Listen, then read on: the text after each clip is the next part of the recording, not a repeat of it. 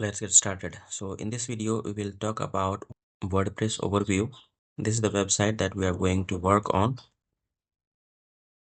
If you have configured your website and you want to log into admin portal, so in that case, you simply need to use website name /wp-admin and hit enter.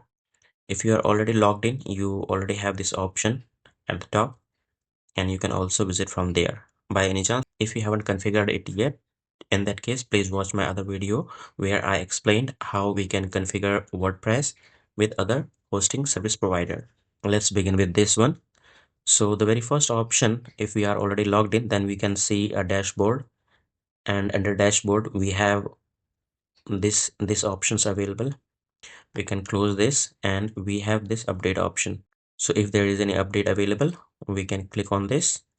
We can reinstall the same version, or if the update is available, then we can install it. Then next we have post, where we can manage our all post. In this section we can add a new post, we can also edit, quick edit, we can move it to trash, or we can manage everything about our post in this section. Then we have categories. Under category we can create new category by typing name. As if now this one is uncategorized, we can create a new category by filling all this information, then add new category. Then we have tags.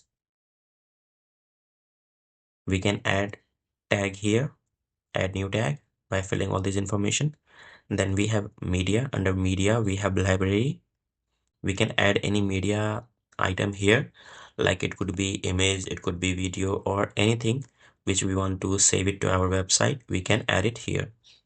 Then we have pages. Under pages we can manage our pages here.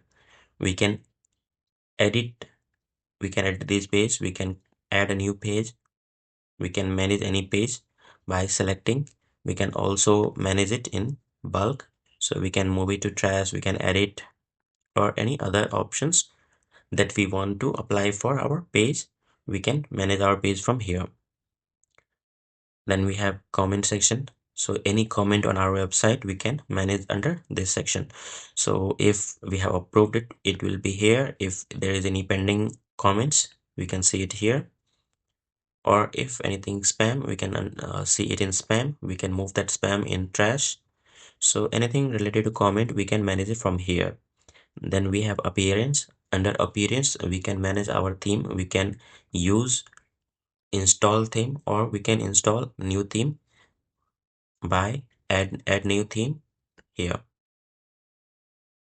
We'll be working on themes on different video. As if now it's just for the overview about dashboard of WordPress.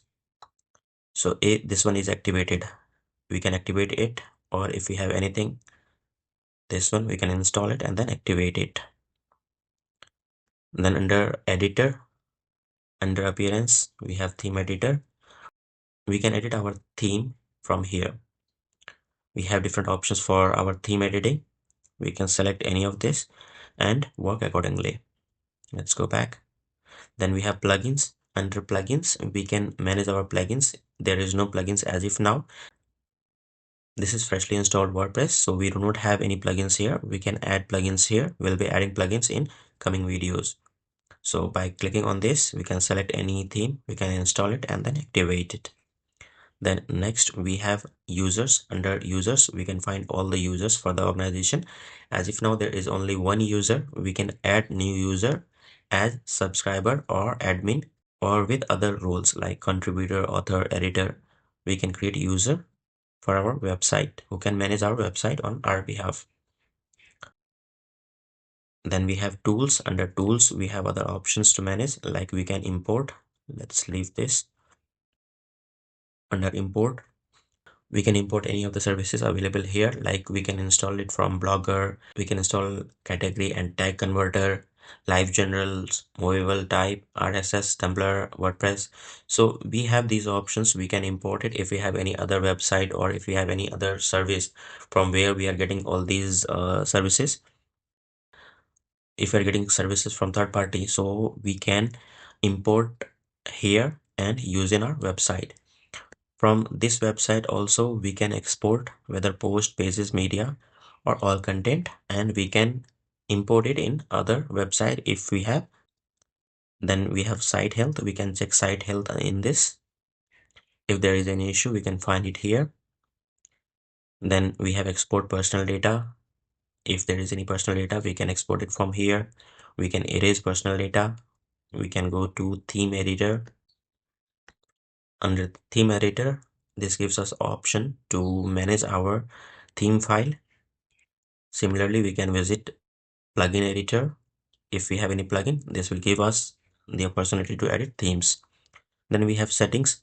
So we can use these settings to manage our WordPress. Under general setting, we can use site title, tagline, icon, and other details, which is here. Then we have writing option. Under writing, we can use post category as mentioned. So we can create category and we can select that category from here. We can use a default post format.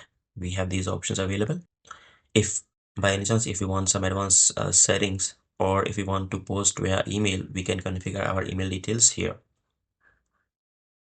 and save changes.